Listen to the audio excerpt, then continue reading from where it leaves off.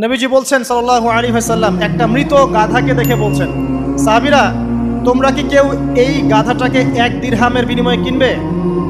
কান কাটা মৃত বলে আছে, এই গাধাটাকে কিনবা 1 দিরহাম দিয়ে? সাহাবীরা বলছেন, মাংনা দিলেও তো কিনবো না। ইয়া রাসূলুল্লাহ, যদি ফ্রিও কেউ দেয়, বিনামূল্যে দেয়, তাও তো নিব না। তখন নবী সাল্লাল্লাহু আলাইহি ওয়াসাল্লাম বলছেন, এটাই হচ্ছে আল্লাহর কাছে দুনিয়ার এক্সাম্পল। ওই মৃত গাধা তোমাদের কাছে যতটা না ইম্পর্টেন্ট, যতটুকু মূল্য রাখে, আল্লাহর কাছে এই দুনিয়া তার চেয়েও কম মূল্য রাখে।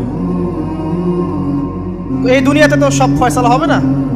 আমরা তো হতাশ হয়ে যাই না যে দুনিয়াতে এমন কেন, এটা কেন, ওইটা কেন। দুনিয়া এটারই জায়গা। দুনিয়া সব কিছুর কনক্লুশনের জায়গা না, সব কিছুর পরিসমাপ্তির জায়গা হচ্ছে কিয়ামতের মাঠ। ওই দিন যে সফল সে সফল, যে ব্যর্থ সে ব্যর্থ। দুনিয়ার বাড়ি গাড়ি, স্ট্যাটাস, চাকরি বাকরি, ইজ্জত সম্মান, এটা সাফল্য ব্যর্থতার মানদণ্ড নয়, চূড়ান্ত মানদণ্ড নয়। চূড়ান্ত মানদণ্ড কি? ফামান যুহজিহা আনিন নার ওয়া উদখিলাল জান্নাহ ফাকাদ ফাজ। যাকে জাহান্নাম থেকে বাঁচানো হবে, জান্নাতে প্রবেশ করানো হবে, পুলসিরাত পার হতে পারবে, এই একমাত্র ব্যক্তি সফল। সাফল্যের সংজ্ঞাটা জেনে রাখবেন, তাহলে আপনি দুনিয়াতে হতাশ হবেন না ইনশাআল্লাহ। এবার কি হলো, যখন আদম আলাইহিস সালাম সমস্ত নাম শিক্ষা দেওয়া সমস্ত নাম বলে দিলেন, এখানে নাম মানে কিন্তু খালি নাম নয়, জ্ঞান বলে দিলেন, তখন আল্লাহ রাব্বুল আলামিন ফেরেশতাদেরকে বললেন, তোমরা সবাই এখন আদমকে সিজদা করো। ওয়া ইয কুলনা লিল মালাইকাতি ইসজুদু লি আদম।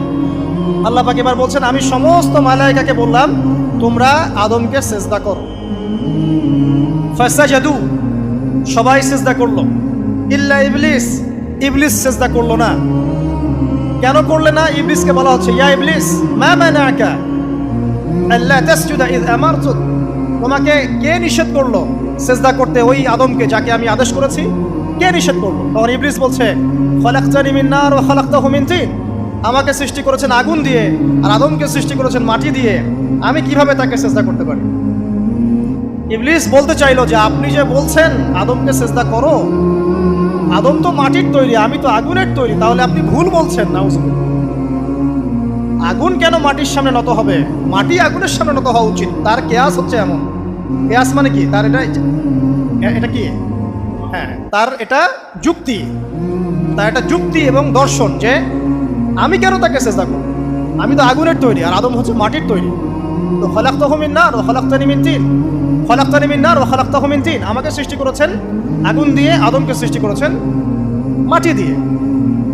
আবা ওয়াস্তাকবারা, আল্লাহ পাক বলছেন সে উদ্ধত হলো এবং অহংকার প্রদর্শন করল।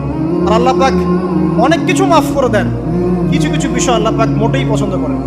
তার মধ্যে একটা হচ্ছে অহংকার, তার মধ্যে একটা হচ্ছে শিরক, তার মধ্যে একটা হচ্ছে অন্যের হক নষ্ট করা, তার মধ্যে একটা হচ্ছে আদম সন্তানকে হত্যা করা, তার মধ্যে একটা হচ্ছে বৃদ্ধ বয়সে ব্যভিচার করা, তার মধ্যে একটা হচ্ছে মুরতাদ হয়ে যাওয়া। ওই যে খ্রিস্টান হয়ে যাচ্ছেন না, খালি মরেন তারপর বুঝবেন, খালি মালাকুল মউত আসুক তারপর বুঝবেন।